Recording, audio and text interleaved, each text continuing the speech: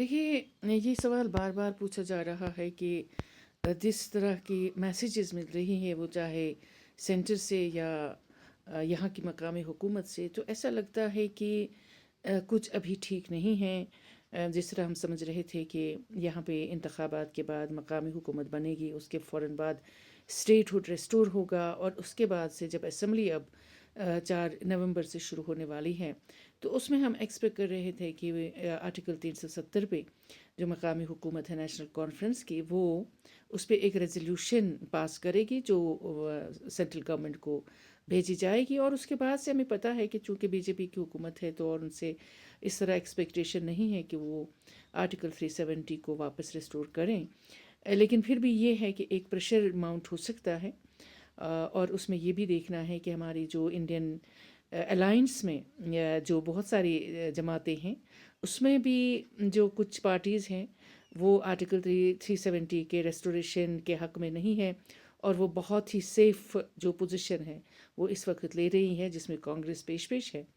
तो मुझे लग रहा है कि एक तो जो अभी रिसेंटली जो मकामी हुकूमत ने यहाँ की एक एंगेजमेंट प्रोसेस शुरू किया है, सिविल सोसाइटी से मिलना, ट्रेडर्स से मिलना, और बहुत सारी ऐसी एजेंसीज से, वो एक तरह से एक एंगेजमेंट पॉलिसी जो शुरू हुई है, तो वो एक तरह से माहौल बना रही है मकामी हुकूमत की। अगर हमें स्टेट हुड भी अभी रिस्टोर नहीं हो रहा है, तो ये इस खत्े के लिए बेइंसाफ़ी होगी। तो मुझे लग रहा है कि शायद अब जो नेशनल कॉन्फ्रेंस की गवर्नमेंट है, वो यहाँ पे अपने वोटर को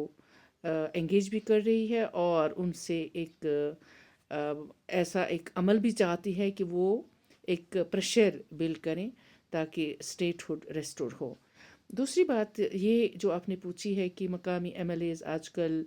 अपने अपने इलाकों में जाके लोगों से मिल रहे हैं, वोटर्स का शुक्रिया अदा कर रहे हैं। चूँकि जो मैसेजेस आई, और वो ख़ास तौर से कुछ गवर्नमेंट के मिनिस्टर्स की तरफ से भी, कि अभी काम करने में जो एक हाइब्रिड सिस्टम बना है यहाँ काम करने में, कि एलजी का अपना दफ्तर, एलजी की अपनी पॉलिसी, फिर सीएम की अपनी पॉलिसी, तो उसमें अभी जो एक कनेक्शन होना चाहिए था या तालमेल होना चाहिए, वो अभी तक पैदा नहीं हुआ है। और इसलिए कि मिनिस्टर्स अभी कुछ कर नहीं पा रहे हैं कि जो उनसे एक्सपेक्टेड था कि वो बहुत ही वार फुटिंग पे बहुत सारे ऐसे इक़दाम करेंगे जो अभी नहीं हो रहे हैं। तो मुझे लगता है कि नेशनल कॉन्फ्रेंस ने शायद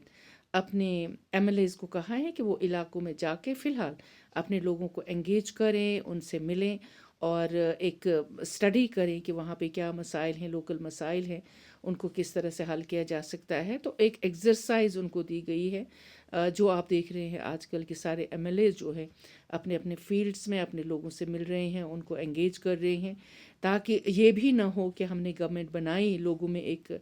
ऐसा परसेप्शन न क्रिएट हो कि भाई हमने वोट तो दिया,